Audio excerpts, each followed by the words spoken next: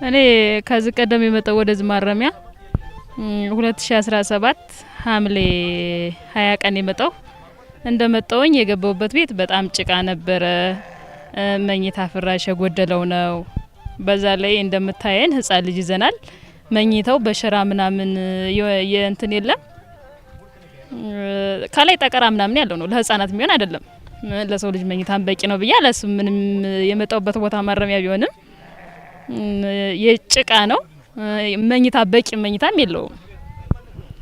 በዛ ላይ ሽንት ቤት ምናምን ለሊት ላይ እንሸማቀቃለን። ህፃናት ቢታመሙ እየተሸማቀቅን ነው። በፖፖ ነው የምንጠቀም። ያ ሽንታችን ደግሞ ለሊት ለኛ ቀርቶ ለህፃናት ጥሩ አይደለም። ከሽታ ብዙ ነገር በሽታ ይመጣል። እነዛ ህፃኖችን ከባድ ነው። ህፃን ይዘህ ለሊት ማንኳኳት መፍራትም ይመጣ። ያ ያልፎ ዛሬ ላይ ግቢው ህንጻ ተጀምሮልናል። አሪፍ ነው። እንኳን ሳንገባ ገና ልንገባበት ነው። ግን ደግሞ እንኳን ሳንገባበት እዚህ ቦታ ስትመጣ ቤትህን፣ ጓደኛ፣ ቤተሰብ ሁሉን ነገር ጥለህ ነው የምትመጣ። ትከፋለህ።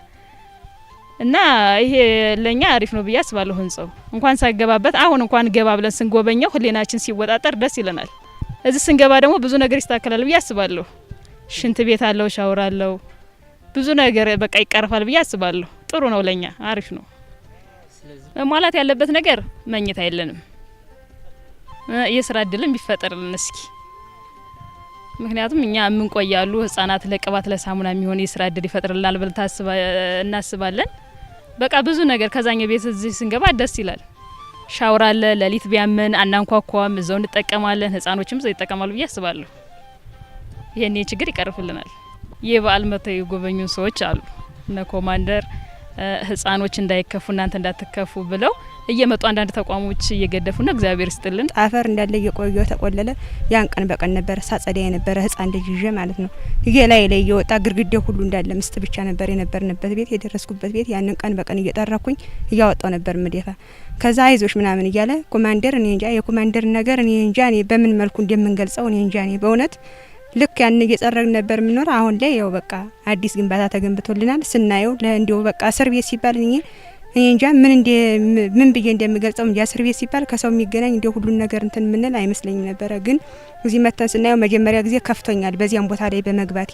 ልክ አሁን ደግሞ የተጀመረ ህንጻ አለ። ህንጻውን ስናይ ህሊናችን ሃይምሯችን በቃ ብዙ ነገር የምናስበው ያንተውና ገብተን ምናምን ስንጎበኘው በጣም ደስ እያለን ደስተኛ ላይ ነው ያለን። አሁን መጀመሪያ ላይ ልክ ሽንት ቤት በቃ ሽንት ቤት ሻወር ቤት ውስጥ ላይ የተሰራ ነው። አሁን በቃ ያየ ነው።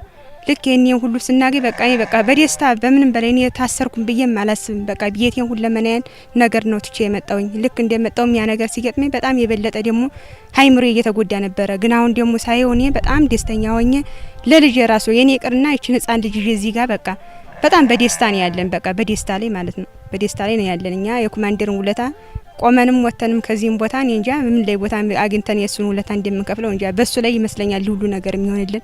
አይዟችሁ እያለ ያበረታታናል። ሁሉን ነገር በቃ ሁሉን ነገር ይረዳናል እንጂ ሌላ ሁሉ በቃ ሻወሩ በቃ ሽንት ቤቱ ወዲያችን እንኳን ያመን ሌላው ቀርቶ ቤት ውስጥ ነው። በቃ እንግዲህ በኋላ እናንኳኳ ማን እንጥራ ብለን የምንሰቃጠጥበት መንገድ የለም። እንደንም ሁሉንም ነገር ቤት ውስጥ ነው እየተሟላልን ያለ።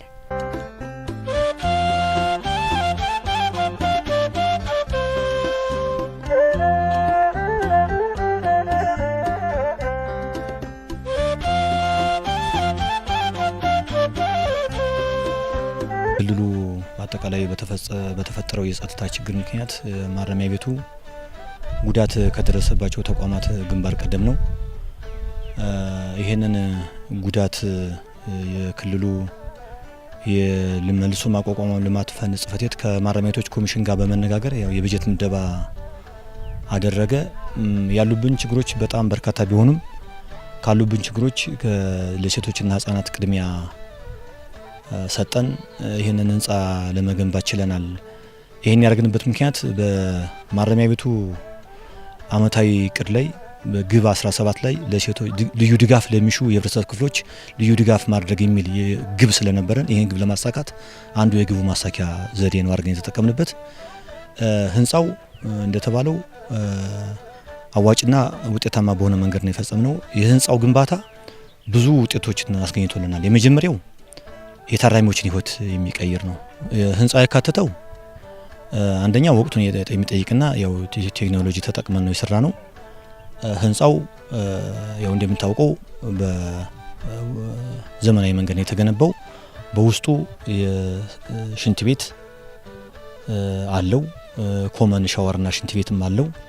ስለዚህ ታራሚዎች ወደ ማረሚያ ቤት የሚገቡ ሴት ታራሚዎችና አብረዋቸው የሚታሰሩ ህጻናት በነጻነት ይህንን አገልግሎት አግኝተዋል። ያው ከነበረው ማረሚያ ማነው የታራሚዎች ቤት መኖሪያ ቤት በተሻሻለ መንገድና ዘመናዊ በሆነ መንገድ ነው የተገነባው። ለህንጻው ውስጥ ሊካተቱ የሚገቡ የምኝታ እና ለሴቶች የሚያስፈልጉ ቁሳቁሶች ከእናቶቻቸው ጋር ለሚታሰሩ ህጻናት ደግሞ ልዩ ልዩ የመጫወቻ መዝናኛ እና ሌሎች መሟላት የሚገባቸው ቤታቸው ሳይታሰሩ ቤታቸው ቢኖሩ ሊያገኟቸው የሚገቡትን አገልግሎት ለማሟላት ወደፊት ታስቧል። ይሄንን እንግዲህ ከአጋር ድርጅቶች ጋር በመነጋገር እኛም በበጀት ለሴት ታራሚዎች ቅድሚያ ሰጠን ይሄን በቀጣይ በጀት አመት ምናሟላው ይሆናል ማለት ነው።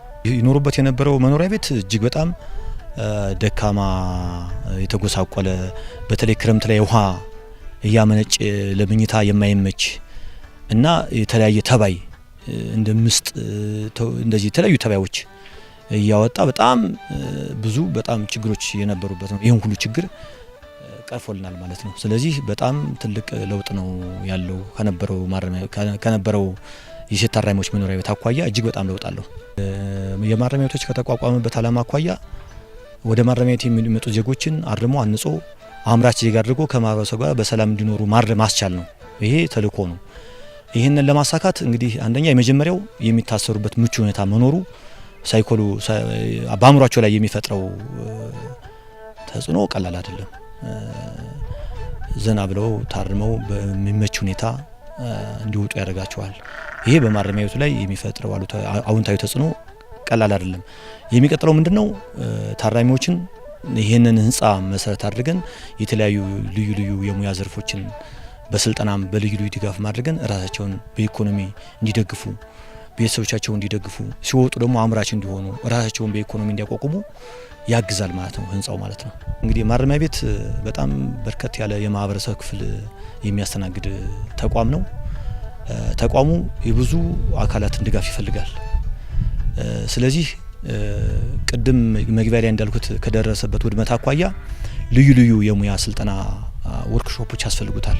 አሁን እሱ በጣም በርካታው ዘርፍ ቆሟል። በህንጻው ውድመት ምክንያት በማቴሪያሉ ዝርፊያ ምክንያት በጣም ብዙ የወርክሾፕ ተቋሞቻችን ወደ ኋላ ቀርተዋል።